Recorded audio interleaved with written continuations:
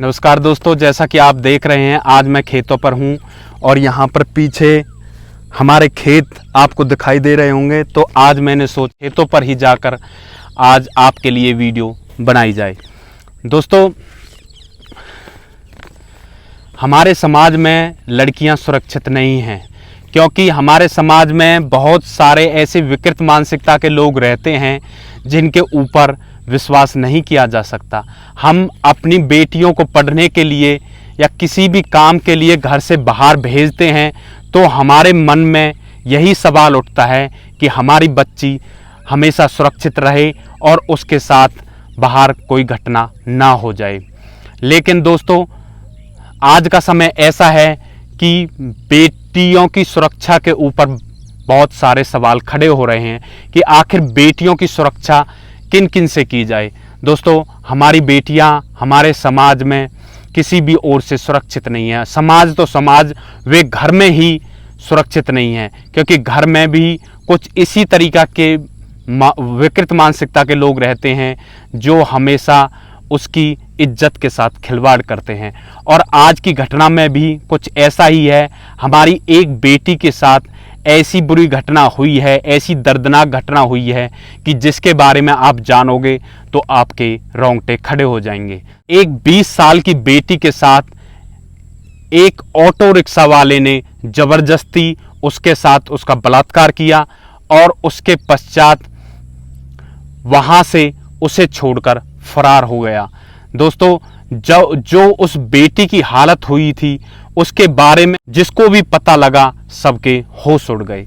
दोस्तों, आखिर इस घटना में उस बेटी के साथ क्या हुआ था, इस घटना की पूरी जानकारी के लिए आप हमारे वीडियो में अंत तक बने रहें।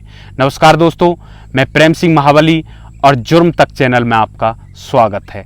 दोस्तों, आज जिस घटना के बारे में हम आपको बताने जा रहे हैं, दोस्तों घटना मुंबई की माया नगरी की है जहां पर एक 20 साल की बेटी के साथ ऐसा दर्दनाक हादसा हुआ जिसके बारे में कहना भी बड़ा मुश्किल हो रहा है। और दोस्तों, इस मामले का खुलासा कब हुआ? जब इस घटना के 2 महीने बाद, मतलब जो वह घटना, जब दर्दनाक घटना हुई, उस बेटी के साथ बलात्कार हुआ, उसके 2 महीने पश्चात अचानक से उस बेटी के पेट से ब्लीडिंग होने लगी। तो इस पर उसके परिजन बहुत ज़्यादा घबरा गए और घबराहट में अपनी बेटी को लेकर नज़दीकी अस्पताल में पहुंचे। वहाँ पर डॉक्टर्स को सारी बात बताई और डॉक्टर्स ने उस बेटी का चेकअप किया तो डॉक्टर्स तुरंत समझ गए कि उसके शरीर पर अन्य घाव भी थे और उन अन्य घाव का और इस ब्लीडिंग का कोई ना कोई संबंध जरूर है। तो इस पर डॉक्टर्स उस बेटी से पूछते हैं कि आखिर तुम्हारे साथ क्या हुआ। दोस्तों, लड़की डरी हुई थी, सहमी हुई थी, और लेकिन फिर वो हिम्मत करके डॉक्टर्स को सारी हैवानियत के बारे में बता देती है। दोस्तों, उसके माँ बाप जब इस बारे में सुनते हैं तो उनके रोंगटे खड़े हो जाते हैं। दोस्तों, आखिर पूरा मामला क्या था, आइए विस्तार से जानते हैं। एक शाम वह लड़की अपनी मौसी के घर से CBD बेलापुर से अपने घर मुंबई के लिए आ रही थी। तो जब वह रास्ते में मुंबई के लिए एक ऑटो रिक्शा हायर करती है, यानी एक ऑटो रिक्शा ले लेती है, और जब वह ऑटो रिक्शा में बैठ जाती है तो ऑटो रिक्शा चालक वहां से चलने लगता है और उसके पश्चात उस लड़की को शक होता है कि इस ऑटो रिक्शा चालक की गंदी नज़र है। दोस्तों, इस पर लड़की इससे पहले कुछ कर पाती तो ऑटो रिक्शा था वह मुंबई के पास RA कॉलोनी थी, वहां पर पहुंच गया और वहां पर पहुंचने के पश्चात ऑटो रिक्शा चालक ने पहले तो उस लड़की के साथ मारपीट की और उसके पश्चात लड़की के साथ जबरदस्ती रेप किया। और जब रेप किया तो रेप करने के पश्चात लड़की से बोला कि अगर यह बात तुमने किसी को बताई तो तुम्हारे साथ अच्छा नहीं होगा, और फिर वहां से फरार हो गया। फिर इस घटना का खुलासा कैसे हुआ? जब वह रिक्शा चालक वहां से फरार हो गया तो जो वह 20 साल की बेटी थी, उसका नाम हम आपको बताना नहीं चाहते क्योंकि ऐसे मामलों में नाम गुप्त रखा जाता है क्योंकि उसकी इज्जत का सवाल है। उसके पश्चात वह डरी सहमी सी अपने घर पर आ जाती है और वह बहुत घबराहट में थी। उसके घर वाले भी उससे पूछते हैं कि आखिर दिक्कत क्या है, मामला क्या है, लेकिन यहाँ पर बेटी बहुत ज़्यादा घबराई हुई थी और अपने माँ बाप को इस बारे में कुछ भी नहीं बताती है और इसी तरीके से गुमसुम रहने लगती है। और करीब 2 महीने गुजर जाते हैं और 2 महीने के पश्चात अचानक उसके पेट से ब्लीडिंग होती है। तो उसके माँ बाप उसे देखकर घबरा जाते हैं और नज़दीकी अस्पताल में अपनी बेटी को लेकर चले जाते हैं, जहाँ पर डॉक्टर उस बेटी का बारीकी से चेकअप करते हैं और उसके शरीर पर जो अन्य घाव लगे थे, तो इसी वजह से डॉक्टर्स उस बेटी से पूछ बैठते हैं कि आखिर मामला क्या है। बेटी डरी सहमी उनको बता देती है कि जब मैं अपनी मौसी के घर से आ रही थी तो मेरे साथ यह हादसा हुआ।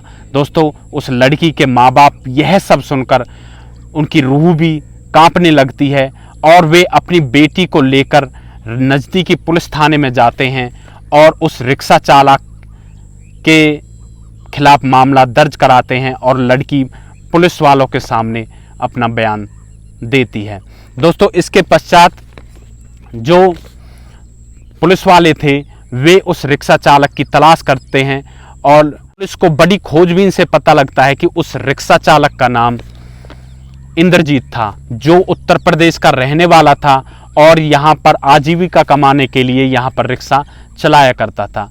अब उस रिक्शा चालक की तलाश पुलिस कर रही थी और पुलिस को यह भी पता लग गया था कि वह वापस अपने गांव उत्तर प्रदेश में चला गया है। दोस्तों, इसके पश्चात पुलिस इस मामले की तहकीकात करती है और उत्तर प्रदेश पुलिस को साथ लेकर उसकी ढूंढने का प्रयास किया जाता है और जहां पर उसके गांव से उसको अरेस्ट कर लिया जाता है और अरेस्ट करने के पश्चात उसके ऊपर आईपीसी धारा 376 और 506 के तहत मुकदमा दर्ज किया जाता है और कल मंगलवार को उसकी कोर्ट में सुनवाई है। देखते हैं अदालत उसे क्या फैसला सुनाती है और उसे क्या सज़ा मिलती है। दोस्तों, ऐसे दरिंदे के बारे में आप क्या कहना चाहते हो? उसकी कल कोर्ट में सुनवाई है, उसे क्या सज़ा मिलनी चाहिए? आपकी जो भी इस मामले में राय है आप कमेंट बॉक्स में हमें दे सकते हैं।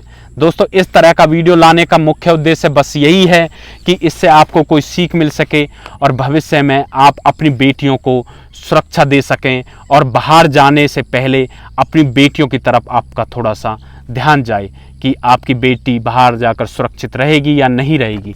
दोस्तों, अगर आप लोगों को हमारे वीडियो अच्छे लग रहे हैं तो हमारे वीडियो ज़्यादा से ज़्यादा शेयर करें और जो हमारा चैनल है जुर्म तक, इसे सब्सक्राइब करें और हमारे वीडियोस को ज़्यादा से ज़्यादा लाइक और शेयर करें। दोस्तों, नेक्स्ट वीडियो में एक ऐसी सच्ची घटना के साथ आपके सामने फिर से हाजिर होंगे। तब तक के लिए आप सुरक्षित रहें, सावधान रहें, रिश्तों की अहमियत को समझें, परिवार का ध्यान रखें, बच्चों का ध्यान रखें, बेटियों का ध्यान रखें। जय हिंद, वंदे मातरम।